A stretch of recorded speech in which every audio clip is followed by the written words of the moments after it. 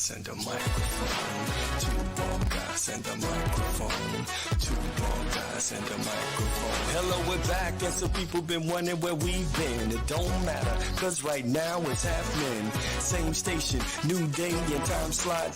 Content forever is flowing, we won't stop. Providing remedies for chemical brain freeze. And teaching reboot, stressing you believe. We're two bald guys and a microphone. We're glad to be back, it feels good to be home. Welcome in to Two Bald Guys and a Microphone. Literally two bald guys this week, which is fantastic. Our good friend Coach Papa has decided to travel up north there, get up there in Canada. So he's probably having some, back bacon and drinking out of bubbler, he's doing all sorts of stuff. Right, that's right. And of course, a quick shout out to our good friends over at Natural Therapy Wellness Center. If you are stressed, they can help you be blessed. John and his team do a fantastic job year after year, the best of the Fox. Check them out at www.mchenrymassage.com and or give them a call, 815-385-8190. And our good friends over at JH Events and Flowers. They're awesome. Don't forget, $5 Friday. So if you want a fresh cut bouquet of flowers, you would think after so long of them being a sponsor, I'd know how to say that. Give them a call. Stop by. They can deliver. They do everything for you, which is fantastic. JHEventsandFlowers.com.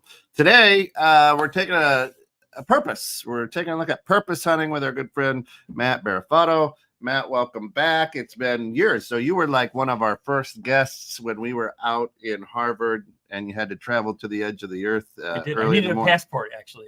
I think I did at that point. Ken, thanks so much for having me on the show. And I'm so glad that I connect. I always have stayed in touch with Tim Stewart. Yeah.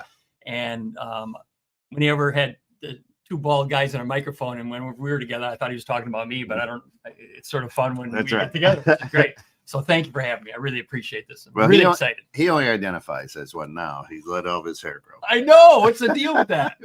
Well, if you can, you will, right? Hair's way overrated. It is. I don't care what anybody says. It's overrated. That's right. I always say that God only created a few perfect heads, and then he put hair on the rest. So there you go. Purpose, defined as the reason for which something exists. And your passion is to hunt that. Absolutely. With and for people. Absolutely. Tell me about it. Well, I mean, where did it come from? And listen, let me scroll this at the bottom of the screen. You're going to check this out, and if you have questions, feel free to ask. But you also have a great podcast out there, the Purpose Hunter podcast. You can find it on Spotify, all the major podcast platforms. So absolutely. If you want more and you need more, you can find 18, 19 episodes out there. Oh, I love that. Yeah. Thank you for sharing that. You know, it's funny that you asked the question because part of what my the magic, I call it magic because it really is people are just not aware that's always been there. Yeah. This usually, I mean, think about it. And I have a belief that I think every human being is born with a purpose. And without getting any kind of spiritual or faith, but I'm going, I don't care what anybody else believes. I believe that everyone has a purpose. So guess what? I'm never going to stop helping that person uncover it or find it. And usually it's because it's like this. It's like this. People, you guys can't see this, but you have it right in front of you and you're just ignoring it. Yeah. And so for me, I didn't realize that I was purpose hunting as early as I can remember. Sure. Didn't understand that I was purpose hunting. Well, now I've got 4 kids, and 3 of them are adults, and one is a freshman in high school. And truly, as a parent, I tell them to chase after their dreams, and whatever you can, the mind can conceive, the mind can and believe, the mind can achieve. Yep. But I've never said, you know what your purpose here on earth is right? So I love the beginning of your podcast, and it just says, "Why am I here?" Yeah. Why am I here? I think, you know, what's funny. The biggest thing I do, Ken, Yeah. I make people think deeply about stuff that they've never thought deeply about. And I'm fascinated when I give people a chance to do that. And they were afraid of it if they've never thought about it. Yeah. Yeah. But then when they start to think about it, they go, you mean it's okay if I don't know, or if I'm not sure about purpose? I say, that's the greatest starting point to find. Yeah. Because then you can actually dive in. And so what I've discovered is that when you give them a chance to think deeply about that question, why are you here? It's okay to say, I honestly don't know. I've not figured that out yet. And I go, that's a great place to start. And then what all of a sudden follows from that is I just start asking questions and I start listening, Kent. And I didn't realize what I did when I was in high school is when I remember it first. Right. I would get in these conversations with people. I would go so deep in a conversation, and you know, if it was a barbecue we were at, or if it was a family event, I would end up in a deep conversation with somebody, not about what sports teams were doing, not what was the weather like, what was like, what do you love? What is it? What are you so intrigued with that you're? And I never realized I was purpose hunting back then. And I'm not texting anybody on the phone. I wanted to see something because of the world we live in now. And here's how hard it is. And before I jump into this, I'm going to ask a question. Sure. At what point in your life were you 10, 15, 20, 30 when you go, this is my purpose? Now, I'm only 39 years old. Right, just in case you know. Right, okay. right. Okay. And they can't see because you're not looking. Football guys never age. That's the best part about that. That's right. The calendar says I'm 65, but I never listened to the calendar. Right. So I'm 39. Anyways, I was 58 years old when I got that aha saying, that's it. Yeah. And I'm going, 58, but I always had it. Yeah.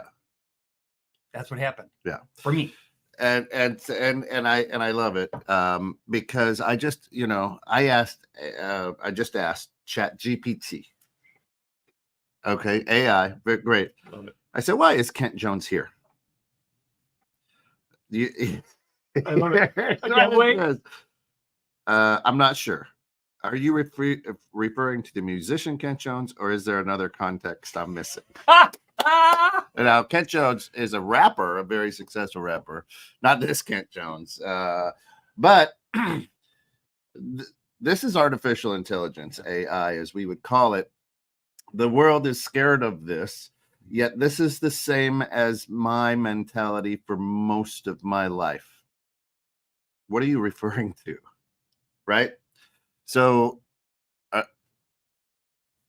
I know there's been several times in my life as a young man, as a newlywed, as a new father. I'm not a grandfather yet, but why am I here? What am I doing? Am I doing it right? Am I doing it wrong? So how do you help people hunt for that when I walk around the woods aimlessly for 50 plus years now? So because why did I start the podcast that I have called The Purpose Hunter? Yeah. The reason I did, because I think a conversation that someone's listening to will help them look at themselves and see something, a clue that they haven't been noticing about their own purpose. Yeah. And one of the reasons, and the answer to your question, I think, is that if you go play with me, if you don't believe that there is a God, no problem. But let's use the premise of this God I'm talking about. Yeah. Gives life to a human being on this planet and has a specific purpose in mind.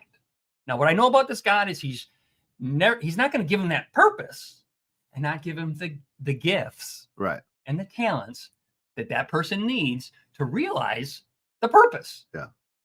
Now, this God we're talking about has a really strange and quirky sense of humor because he's not going to tell you what the purpose is. And he's not going to tell you what your gifts are. You need to live your life and figure those two things out. See ya. And then he walks away, and and before you know it, you're going, no, wait, come back. What do you mean? What do you mean? And he go, no, the thing is that I call it purpose hunting. Like I'm going to find purpose, but here's the reality. Your purpose is going to find you. You're not going to find it. And when you do, so what happens is when you play with these, and we'll talk a little bit about the three, what I call the three, I love three-legged stools. I always have loved three-legged stools. And there's three things: your gifts, leg number one; your passions, leg number two; leg number three is the one most people don't give enough time or thought to, and that is, who can you serve with your gifts and your passion? You wrap a ribbon around those three and jump in that water, and what will happen is, from over here, from a totally unexpected source, a place, your purpose is going to emerge. It's going to come and find you. It's going to hit you in the chest, and you're going to go, that's it. And you go, now what do I do? Yeah. But it'll be unmistakable when it does. Yeah. And that's why when you said what you said is, how can I help someone through that? It's always a matter of going back to, okay, well, let's take a look at your gifts. Yep. Don, good morning. Don says, just wanted to pop in and say hey to the elephant hunter. Great to see you. Matt spoke at a men's breakfast some time back. He is fantastic. So Don Stevenson, of course. Oh, Don, thank you so much. That you're watching. That was the first book that you wrote. Yes, absolutely. And he, we're not pachyderm. We love it. Just you get the book, you'll understand. Right. Yeah. The first book was called Elephant Hunting, and the thing about it was that was 20 years ago when I actually wrote that. And it was the funny when I first heard that statement. Yeah. How do you eat an elephant, my friends? One bite at a time. It just made me laugh. I said, that's just funny. And then I started to look at my life, and every time I did anything of consequence that was an accomplishment, it was getting a big project, and you break it into little pieces and you do it one bite at a time. Yeah. And I said, that's been my life. That's been my entire life. And so I jumped into that with the book. And the first time, and as people started to read it, they start all of a sudden out of nowhere, people go, oh yeah, but you're hurting an elephant. I'm going, I love elephants. I wouldn't hurt an elephant. I would never, but they did. And I said, and that's why I would hit my head. I go, really? And I say, it's a metaphor. And then all of a sudden, the light bulb goes on. Right. So what I love about that and how I've done it in the new book is I said, so if you're having trouble wrapping your arms around this thing called one bite at a time, the elephant philosophy, let me give you a different take on it. And the take is this. My mom started a new tradition in my family. We have 7 kids in my family. And the tradition was, when it's your birthday, you got your favorite meal. And in the beginning, when I first started, I said, my favorite meal, Mom, what do I want? Lobster tail. That's what I chose. This is now many years ago. I said, lobster tail. Back in the day, she said, okay. That lasted about 2 weeks, or two birthdays. Yeah. And then she said, well, how about something else? So my other favorite meal was lasagna. My mom would make the homemade lasagna. Yeah. And when she made this lasagna and it was my birthday, guess what I got? And I got this huge piece of lasagna on my plate, and everybody else got a little, whatever, but I got this huge thing.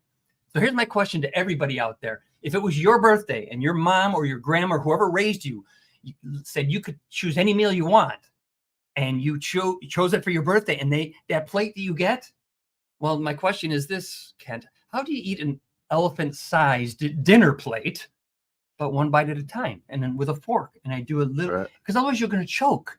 Yeah. That's what happens. Especially if it's cheesy. If it's a good cheesy. But so Don, thanks for chiming in, because it was really fun when I did that talk back then. And it was interesting is when you're live, I can address that. Yeah. When someone's reading my book, I can't. And so that's why it's perfect that it's now purpose hunting is real. I love it. So are you familiar with the Netflix series Live to Be 100, The Blue Zones? Mm-mm. So in the Blue Zone, you would I think you'd like it. It's a documentary about why certain areas of the world live to be over 100. Interesting. The average. I've heard of this now that you say that. Yeah. And so these blue zones are what they're kind of talking about, right. and diving into. And one of the things that they found why people live over 100 is they don't lose their purpose. Mm-hmm. So as you're out there hunting, as you're doing this, how long does a purpose last? Because we've seen, 35-year-old people who get downsized or something, right. And then fall into deep depression because they no longer have their purpose. Right. And that's such a fabulous question. What happens is, again, my belief is if it's the purpose that was given to you by this creator, it's never going to go away. Yeah. It's never going to go away. But you know what's going to happen with that purpose is you're going to have a different view on that purpose depending on where you are in your life. So what I didn't realize when I wrote my first book, and I created this, there's a new section in a new thing that I call, I'm going to give this an illustration for Kent, but it's called the purpose continuum. And if you can imagine yourself looking at this timeline, I started it in what I call on the left side, 8th grade. Yeah. Because that's usually when people start thinking, what am I supposed to do with my life? Okay, I got to pick a high school. What am I going to do? And then over on the right side is, I put the age 95 just because my dad happened to live to 93. He passed away 2 years ago, which is awesome. Yeah. But God willing, if I'm blessed, I could have another 30 years. Yeah. So I put that over here on the right side. But when I was 23, having my only 3 girls were born. I was married, and I'm looking at this. I'm going, I thought my purpose was to take care of them. I thought my purpose was I got to provide. Right. I thought my purpose was that, if I don't, my wife's going to cut this arm off, and I don't know what else if I don't do that. And I didn't realize that there was a general purpose on top. That my view on it right now said, I got to take care of these kids. I got to take care of this family. That's what's going on now. Now, fast forward to age 50, 53, right in that area, when I became an empty nester. We became empty nesters. And now I'm looking and going, now what's my purpose? Yeah. The kids are gone. And now what happens? And I'm going, well, that purpose was still up there. I didn't understand what it was. It was always there here. Yes. And all of a sudden it clicked. And I said, there's got to be something more. Because this is not, and so I just never stopped, because I'm an old hockey goalie, and people know my story is I never quit, and my parents instilled that in me, and that's one of the gifts God gave me, was I just never stop. Okay, so when you're looking at your perspective from this perspective on your purpose, and you go, okay, now what does it look like today? It's really different. No, it's not different. I didn't even know what it was back then. Right. Now all of a sudden I see it and I go, now what? And then when I hit age 58 and all of a sudden the purpose emerged and hit me in the chest and said, that's why I'm on this planet. I go, oh my gosh. Well, my next question was this: how much time do I have left so I can live it? Oh, that's the real question. That's why if you see over here, this is my buddy here. You know what my buddy is over here? I say, hey, you know what the greatest motivator, anybody, any guesses out there? What's the greatest motivator? It's COD, Kent. And people, what's COD? It's your checkout date, my friend. That's right. On this planet, I know everyone's got one. Yeah. And so what happens when you discover your purpose? Now, the greatest motivator is, how much time do I have left? I don't know. Yeah. We never know. Right. But my thought is, I want to do everything in my power to live it every day while I'm here, so I can actually accomplish what I was here to do. And you made the comment before of some people and good people and friends that have been involved with the station that have passed away. And I'm going, I love talking about COD. How crazy is that? Because I just have fun with it. Sure. Why do I have fun with it? Because I'm not trying to be flippant about it. But here's what happened when my dad died. When my dad died, it'll be 2 years on November 26th. And what happened was, when I was at the wake, I would look out and then I looked in and I looked at Matt and I said, okay, Matt, there's no guarantee that you're going to live to 93 like your dad did. So what is it that only you can do, Matt, that you must get done to fulfill your purpose? At the time, I had created an online course, which is, we'll talk a little bit about that. And I was 70% done with my course when my dad died. And I was stuck. I couldn't I just couldn't figure it out. He passes away. I have this reflection. And 1 month after my dad died, I pushed the button and launched my course. I did what I had. It's like, what caused me to do that? Yeah. And that's why my favorite question when I'm coaching somebody is, what project, Kent? And I ask the question to you. Yeah. What thing that you have to do that only you can do that you still have to get done while you're here, because there's no guarantee. So what are you going to do tomorrow? And that's when people start to get excited. If they've scratched if they don't know their purpose, find out your purpose, or let it find you. Because once you figure that out, you're going to go, oh my God. Well, there comes a point in time, and correct me if I'm wrong. Yeah. There comes a point in time where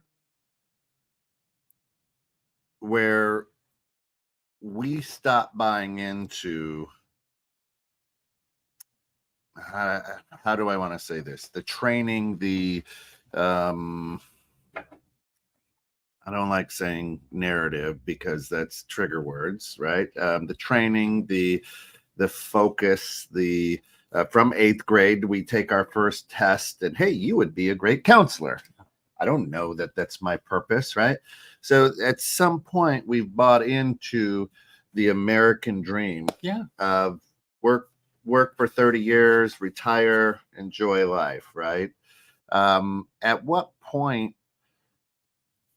do we say, wait a minute, that has nothing to do with my purpose, but I've allowed the world to try to mold me, so to speak, into something that perhaps I'm not? Why do you think that stops? I'm just curious. What's your thoughts? This is my show. No. Hey, Drew, how are you? Good morning. Glad to have you with us, buddy. Yeah, you know what? Me personally, I've always pushed the envelope, right? And I've never been. I'm the youngest of 4 boys, right? So it's been survival of the fittest since I was a kid. And my brothers are all great men and great fathers. I think I probably always have known that my purpose is out there someplace. But I've always bought into what society has said, right? What do they say? Well, hey, this is what you need to do. You work 30 years, retire, save up money, be the good American, right? And it was probably, I've always pushed the envelope. I mean, really, but I'm 54. And it was probably in my 52nd, probably when Rancher Ron passed away. He turned out to be just an incredible mentor to me. So that was a couple of years ago. So maybe 52, right? And so it'll be 4 years ago coming up. So we're 3 years. So 51, 52 years old. And I had I do a lot of work with I coach women's basketball at McHenry County College, and one of my student athletes, what do you do? What a great question. Yeah, it is. And I go, well, what time of day is it? What day is it? Right. So I go on to tell her, and I said, I'm having the time of my life. We're on the bus last night after a game, and they're talking about midlife crises and things like that. I said, well, I'm going to live to be 140. So my midlife crisis is coming at 70. How about that? That's right. Yeah. But I think I always pushed back because I thought like you said, in my peripheral, I think I always saw it. Right. right? Right. To be different, to maybe stand against the current, to do something. On many shows, I poke the bear. Why? Because I like to see people's reaction. I love that you help people think deeply, because we don't do enough of that. Absolutely. In the world. Right. Right. And let me give you I wanted to hear your response, because it gives me a frame of reference a little bit. And what I believe is that when a person says there's got to be more, they're scratching the surface of you talk about the bear. Yeah. Me being Mad Eye the bear, the goalie bear. The bear is there's got to be more. Yeah. Is this all there is? I don't care if you're wealthy beyond whatever. I don't care if you have no money. Yeah. I don't care what your scenario is. When you ask the question, there's got to be more. It's time to pay attention, to say, I need to figure this out. Yeah. And if I can figure it out, because there's got to be more, then what ends up happening every time I push someone to explore that, you know what is usually the catalyst for that? And you just mentioned it. Yeah. POD to someone that you loved. Yeah. That's always what happened. I shouldn't say that. I know that 99% of the time that question is going to be asked when someone at a wake or a funeral or something, a service, that when someone passes away. Yeah. Especially if it was someone that was really near and dear to you. It pokes you to say, there's got to be more. If I don't know it, there's got to be more. Yeah. Right now, we want to shout out to all the listeners out there. Check out thepurposehunter.com, and that you can, Matt's book is out there, his online course. If they jump on there, you do coaching with them yourself. You're not pawning it off on AI or anything like that. Absolutely not.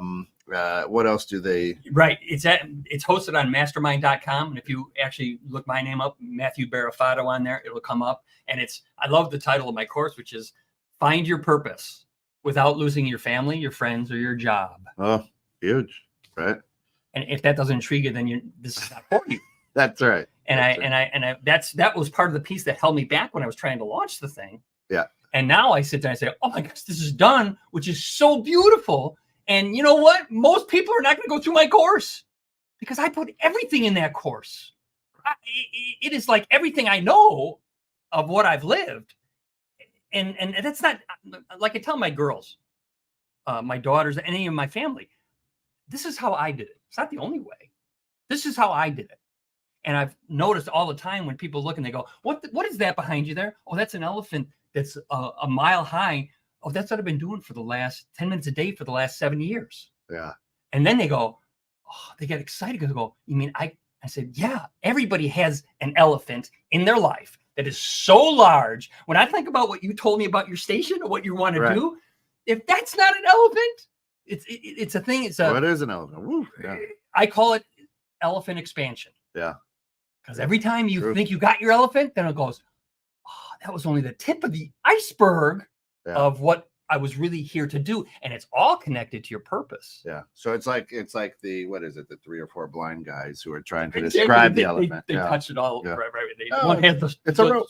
Right. They think it's whatever, but it's not that at all. Yeah. And I love the iceberg image, because when I'm coaching somebody, the iceberg pops out, right?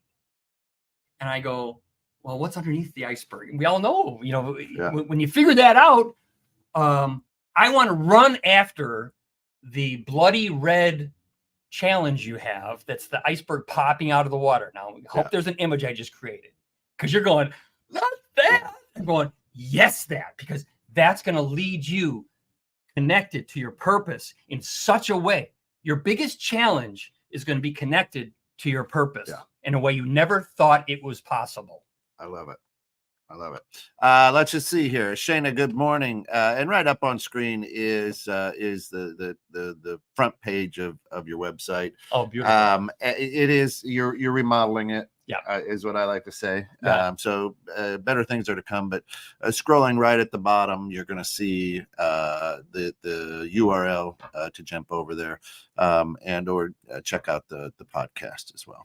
So Shayna says, people change. does purpose as well. And good morning. Yeah. Well, good morning. Good morning, Shayna. This is really a great question. And then when I was talking earlier about the purpose continuum, I believe that I just have a belief. Can I prove it? No. Yeah. But I believe that everyone has a single purpose that they were given when they got life on this planet. Yeah. Now, some people argue with it, and I say, no, I really believe that. So what happens is your perspective on that purpose then changes. So you're actually right, Shayna. Your perspective on that purpose has changed. And I was talking earlier, when I was in 8th grade, or when I was 23, got married and had a family. Just hold on. Oh, there was a pause there. He wasn't 23 in the 8th grade. That's exactly right. But it's funny when we were having children. God knows that I could never have a child. Right. Amen. Birth a child. Yeah, I'm with you. Amen. But what was my perspective on my purpose? I didn't even notice what it was, Shayna. I did not know what it was. Right. But I knew I had to take care of my family. I knew that I had to provide for my wife, my children, everything that was going on. I had a career, all these kind of things.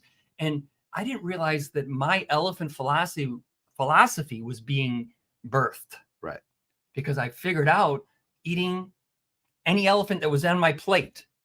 And again, that's a metaphor, please. Right. Any big project on my plate, I was doing it one bite at a time. Tastes like chicken. And I love this example. I'm a hockey goalie. Okay. Yeah. And when I say that, I am born and I'm just, that is in my soul. That's an amazing position. Thank you. I think it's the only, as a matter of fact, on my blog, if you go to my blog post, everyone, go to my blog, Matthew Berrafato, and you'll go to my blog. You'll see my blog. I call it the greatest job in the world is being a hockey goalie. And I describe that. But here's what I know about it when I was a goalie. If you were a forward and you came in on a breakaway on me during a game and you scored a goal on me, you're high five, like Patrick Kane does I forget how he does that. He does the pumping of the arm, and he just can't wait. And just turn around and look at the goalie when it happens. Head's usually down, trying to figure out how did that happen, whatever. Right. Here's what nobody knew about math. And when you scored on me, didn't know, is that you didn't know that what I was going to do is turn around and I'm going to go and access a mentor that is the goalie that is better than me, that is in my world. And I'm going to say, what you saw what happened. Here's what happened. What do I do to make sure next time it doesn't happen again? And I'm going to work on it one bite at a time, figure it out. What should I do? What should I do? What should I do? And then the next time you come in on a breakaway later on in the season, I'm going to stop you. And guess what? You're going to think you were about to raise your hands because you scored a goal. And I'm going, no. So funny that you say that, right? Because I've just this morning, you'll see this went out today at 7:44. This is what I was texting when you came in. Hey, good morning. Do you have time this week or next to chat about your program? Wow. Right. Is a very successful coach, different sport, right, in the college level, but a very successful coach and a very successful program. So we took one on the chin last night. So to your point, as a coach, I'm sitting here going, let me ask this guy who right. Well, that's me too. Well, how do I figure this out? So when you look at the elephant philosophy, and here I talk about it as a compass. Yeah. In my new book, I created it as a compass. I may have referred to it the first book, but now I say it's a compass. My compass was, and here's the deal. When you are faced with a decision in your life, you come to a decision point. Yeah. Do I go right or do I go left? My favorite story is Alice in Wonderland. I love it because Alice is in the forest and meets the Cheshire Cat. Yeah. And all of a sudden, Alice is looking at the fork. Which way do I go? And this cat is sitting there, and the Cheshire Cat. And Alice says, well, which path should I take? You know this forest. And the Cheshire Cat turns and looks at Alice and says, I don't know, where are you going? And Alice almost flippantly says, I don't know. And the cat smiles and says, then I guess it doesn't matter which path you take, does it? And you'll understand, you who are listening to this, you'll get this on the way home, wherever you're listening to it. Because if you know where you're going, it's easy to say, turn right or turn left. Yeah. My compass is, and I think everyone has these cornerstone values. And this is, absolutely. It's interesting. And I talk about it in my first book. I go in depth in it. And when people bought my first book, I know this happened. Yeah. Is they would read it. They would get to chapter 11. It's interesting that it's chapter 11 that this interesting thing is in. And if you're in chapter 11 and you're going, I could never do that, Matt, because I give them examples of what my compass looks like. Right, sure. I'm not saying that you have to obey my compass. I'm saying I think everyone has one. And all of a sudden they go, oh, I could never do that. And they put the book down and they go, I'm going to put that, I'm going to leave it on the coffee table because they see that I'm actually, it forces people to look in the mirror and say, who am I at the deepest level? What is most important to me in every one of my arenas? Yeah. Compass, I'm at a fork in the road. If you've done that and you can look at this compass and you say, it's a question about, should I take a new job and move to a different state or a different country? Decision point. Yeah. Well, when I look at my family values, I look at my career values. When I have this compass, it's a simple decision. It is not an easy decision. Yeah. But sure. And I'm going, the only time the compass doesn't work, Kent, is when you don't look at it.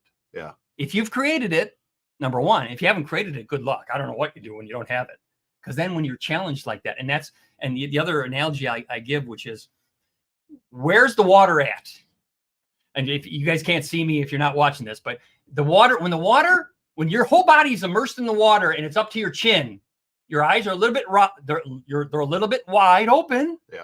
But you're breathing okay. When the water rises up to below your nose but over your mouth, now you're really paying attention. When the water goes over your nose, Kent, you don't care what I said or you or anybody says. I got to get the water down so I can breathe. Yeah. And what causes the water to go up and down? Not knowing your cornerstone values, and are you living by them? It's this water goes up and down. I go, wouldn't it be nice if you could at least bring the water down to your chin? Then you go, I can breathe. You know what happens when the water goes down to your chest? Now you start paying. You look at the leaves. You look at the colors. You pay attention to your wife or your husband. You just pay attention. And I go, and then all of a sudden, the challenge popped up out of the water, and the water goes up again. And you're going, oh no, what do I do? And I'm saying it's always going to happen that way. But if you don't have a compass, good luck at getting the water down. Yeah, and you're always going to have people. You're always going to have people throwing water at your face, no matter where the water is.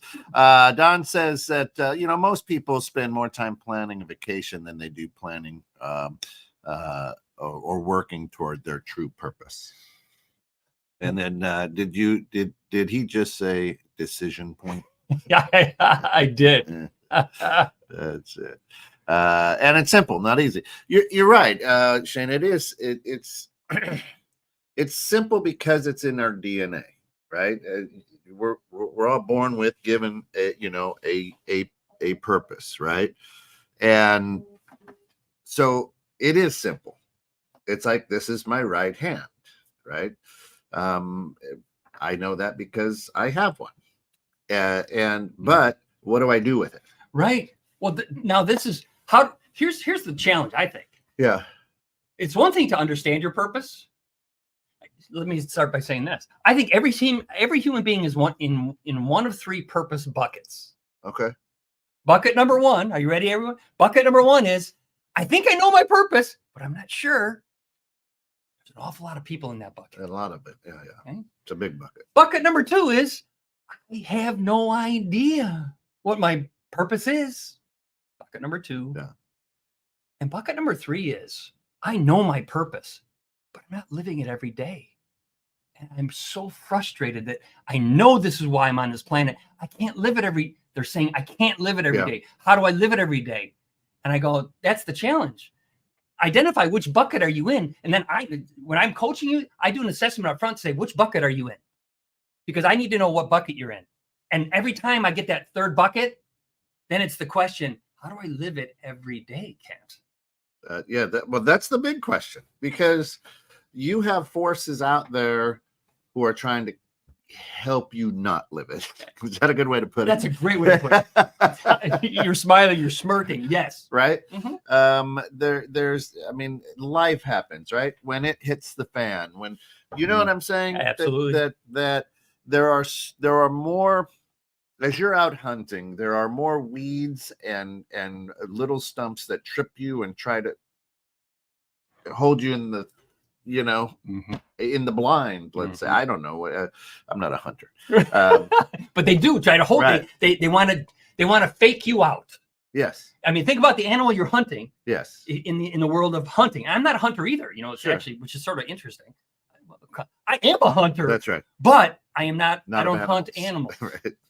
But that animal wants you to be faked out. Yeah. So what do? They have, you know, like, what is a deer? You ever hear deer has that scent? Yeah.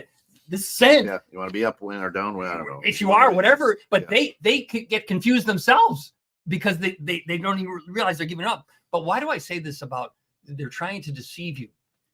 What I know is this. I had to write this new book for this reason. Too many people were reading my first book and putting it down and not doing anything. Because they got to the hardest part, which was to do the cornerstone values. And I would say the reason I've been successful at anything I've ever done in my life was because I did this over 25 years ago.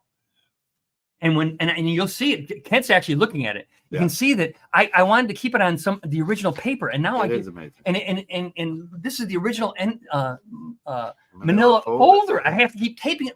Why is that so important? I don't even think the company's still around that makes it. No, I'm sure they're not. But I love when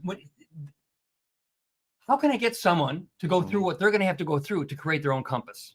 That was my challenge. That was my challenge right away. But so I want people to understand this too, is that you're hunting their purpose, helping them. So you're along for the hunt. Absolutely. We're hoping that you're not going to Cheney them, you know. No, that's a really important point. I'm going to guide them. I'm a guide. Right. Yeah. You're not filling their tags. You're not out there. No, that's the biggest. What happens when people try to do their own cornerstone value? Yeah. They get stuck. Absolutely. Just like I got stuck with my dad when he passed away. I got stuck on creating this course. Yeah. And I had to reflect on myself. And I went right back to my cornerstone values and said, what do I have to do? Yeah. And I knew what I had to do. Guess what I had to do? I had to hire a coach to help me figure this out because I was stuck. And I did that, and I got it done in a month. And I'd been working on it for almost a year and a half when that happened. So it's like, what caused that to happen? And the new book has an entire focus on finding purpose first. Because if you find the purpose first, the purpose, you're never going to quit on creating your compass. Yeah. No matter how hard it is. Yeah. Now, if y'all are a lot like me, and we get up to that cornerstone piece, I have an entire library of personal development, self-help books, right? Of those, probably 8 have been read through, you know what I'm saying? Through to the end, and some twice. But a lot of them aren't finished. And that's what you're saying, is that you're going to get to a spot when it comes to personal reflection, when it comes to personal development, that you hit your max, perhaps we could say, weightlifting. Right. You know, I can only push up so much. Right. And perception of, is it a max? Right. And then I go, all right, I quit. Right. Because that's all I can do. And I can't do it anymore. Right. And what happens is, when you've done the hard work, it's funny, when I get done with one of my sessions with, especially a new person, a new coaching client, when we're done, I warn them, I say, you're gonna have a headache. Yeah. Like you've never had before. But it's gonna be a good headache. Because I'm gonna push you to think deeply. Yep. So deeply that it hurts it hurts your brain to think that way. And when you do think that way, you're going to come up with, because what happens, I'm so glad you brought up and say, I'm not going to do this for you. I'm going to pull out of you the right words you need to use to call, when I look at it, I say, hey, I love my wife, Laura. What does that mean? Well, if you're married, you're married, right? Yeah. Let me ask you a question, Ken. It's Alice, actually. Alice in Wonderland. Oh, so that's a whole different thing in my house. That's probably a really different thing. So I'm going to make a wild assumption that you love Alice. Absolutely. Okay. Absolutely. And I'm going to make another assumption that Alice loves you. Boy, you hope so. I pay her well. She better. You do, and you pray about that all the time. All Please, the time. I hope she Yes, loves me. yes, Okay. Yes. Some days I don't know. I'm sure that you've got a list that says this, and I'm holding it up. Yeah. This is in your family arena. It says, "I love Alice," and you've got bullet points that who's the ideal person that Kent is when he's loving Alice. No. Oh, you don't have that? No. I mean, you don't carry that around. But I'm sure Alice has a thing in her in her compass that says, "I love Kent." Actually, what Alice has is a lot of patience. I share that story, and every time I start with that one. Yeah. I start with that one because if you have ever loved anyone, I don't care if it's a mom, dad, a husband and wife, a significant other, a child, a grandparent, who's the ideal person you need to be that describes you loving that person? Yeah. Most people, I've never met anybody that's ever written that out. No. I go, why not? I thought I was this crazy guy, this crazy goalie that said, doesn't everybody do this? Maybe you went too many pucks to the head. I don't know. Well, yeah, you might think that, but you know what?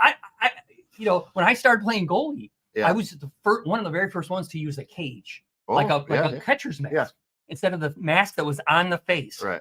This was in the late 60s, early 70s, when every goalie who had a mask on their face, right, and that puck would hit you. It would actually. Oh, good news, Ken! It's not going to break your bone, but you are going to be unconscious, by the way, because the puck hit you that hard. Right. Mine, I would blink. Yeah. So, but to my point is, I thought everybody did this. Yeah. I learned nobody does, or very few. I've never met one. And I say, if you've done it, show me yours. Here's mine. What does yours look like? And then when they say I can't, it's up here.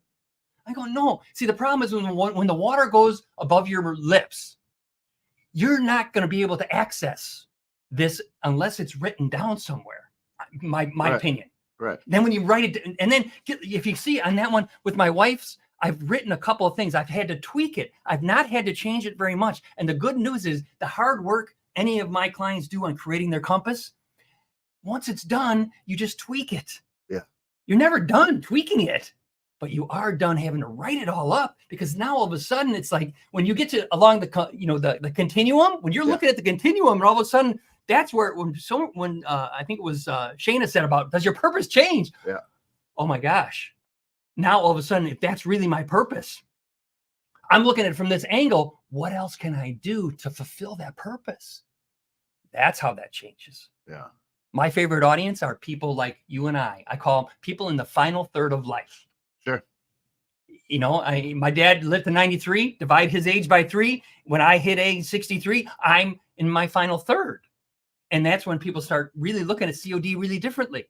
And when you're in the final third, have you created this compass? If you haven't created, that's my favorite audience. My favorite marketing avatar is Fred Flintstone.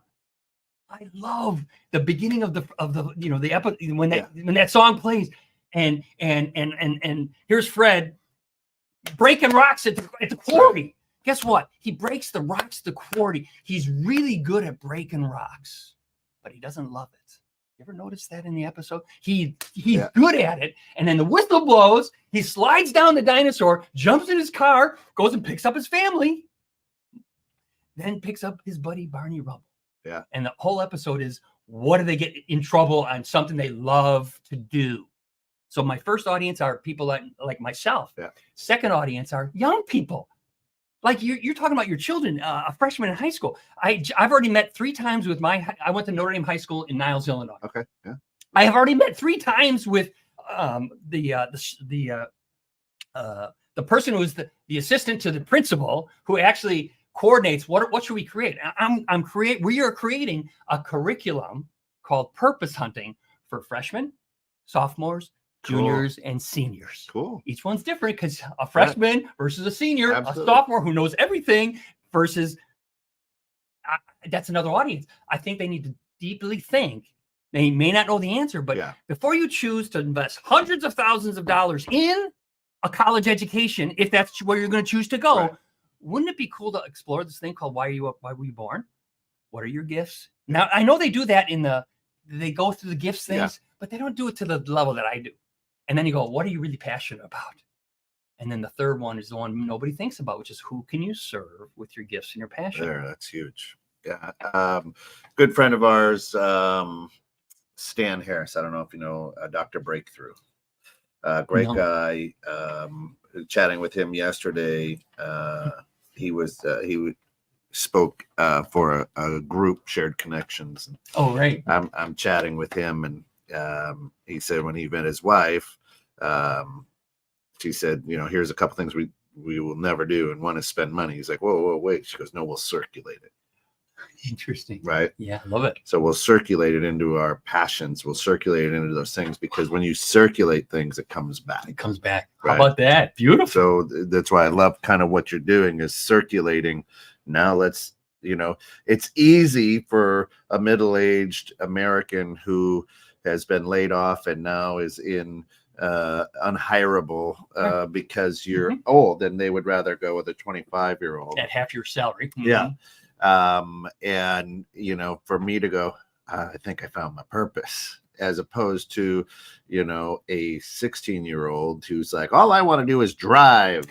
My purpose is to get a big fast car, right? That's right. And I think that's awesome. You're circulating your purpose, right? And I think that's what happens when people lean into and understand their purpose, is it starts to circulate. Right. And now let me follow up on the circulating, because that really is, I have this other belief that, and it's really a significant belief, that every single human being that is passionate about something, given what I'm talking about, because it was put on your soul, because it's tied to a gift that only you have. It's tied to, my example was being a goalie. I was a good goalie. I'm not saying because I'm a big deal. I was a good goalie because I had these gifts. I had the reflex. I had this ability to have a vision. I had these different things that would do it. I was all these things. I never would have guessed that the tie was that I would meet a gentleman by the name of Michael Schwass. And we were seniors at Notre Dame High School playing hockey. And in December, he was going in on a breakaway. So I'm on the ice watching this happen. He's coming in on a breakaway, gets hit from behind, hits the boards. His body falls to the ice, didn't move. So you had him on one of your podcasts. I did. Yeah. And I'll never forget it when I skated up and my coach, Gary Weber, was on the ice. He had taken his skates off, was pinching his toes. And I skated up to hear, Michael, can you feel this? Oof. He said, no. He said, Michael, can you feel this? He said, no. The third time, he said, Michael, can you feel this? He said, no. We didn't know that night until he broke his neck that night. Yeah. Now, I share that story because what happened later that year is that we were playing Glenbrook North, which is the high school that was our biggest rivalry. Okay.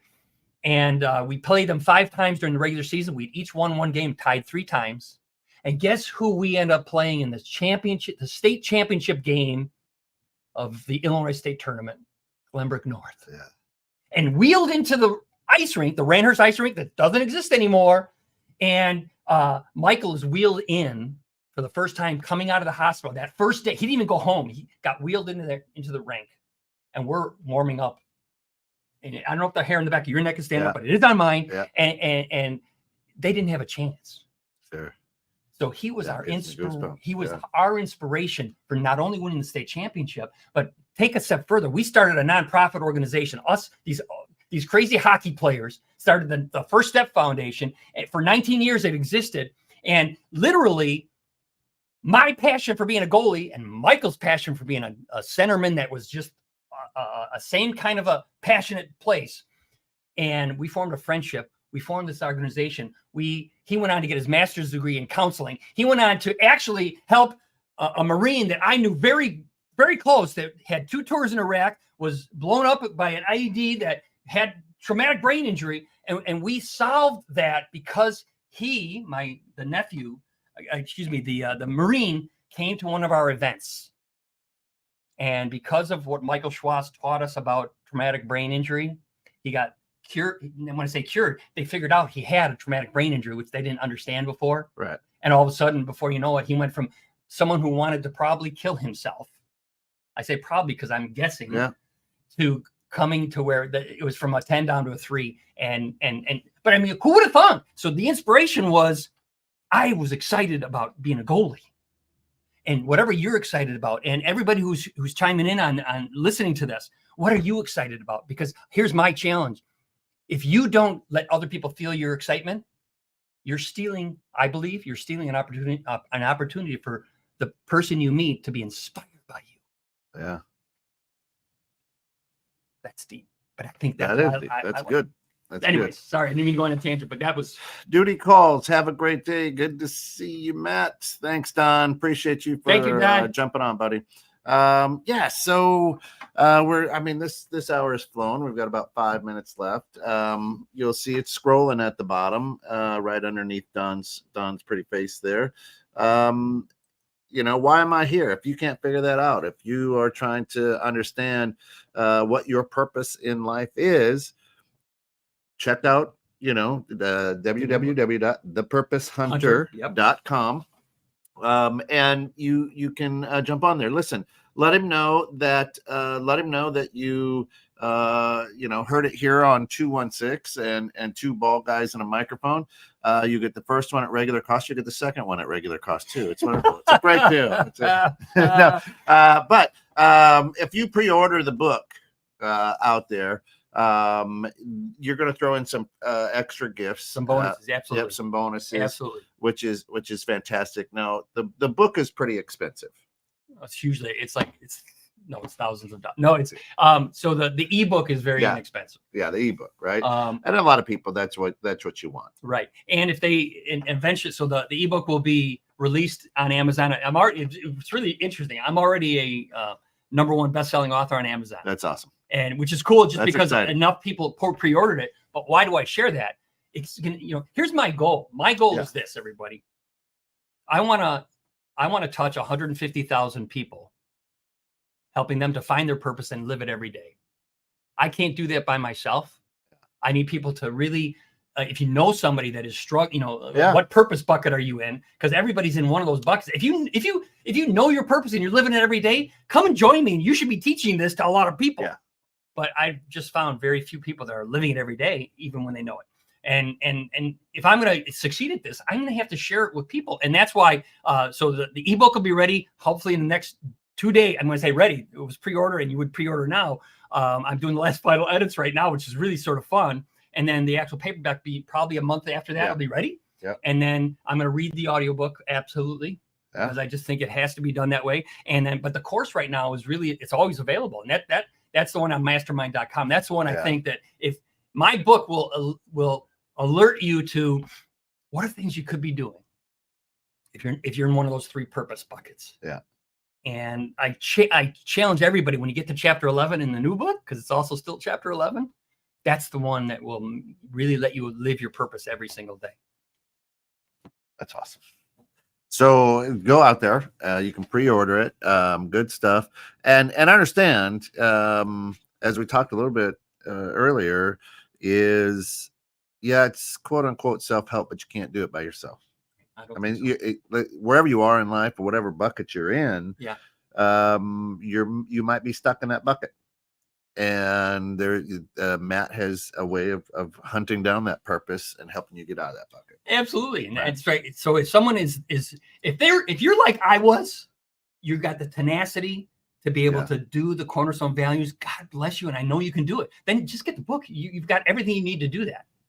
If you need help at any step along the way, then that's what my purpose hunting coaching programs are all based on. That's what the course is. The course is actually very much a deep dive, step by step of the book, Yeah. which I didn't realize at the time. It doesn't, it doesn't have it has a lot of the stories, as a matter of fact, but it's all video based, and it's really, I'm excited about that, because that's what I follow.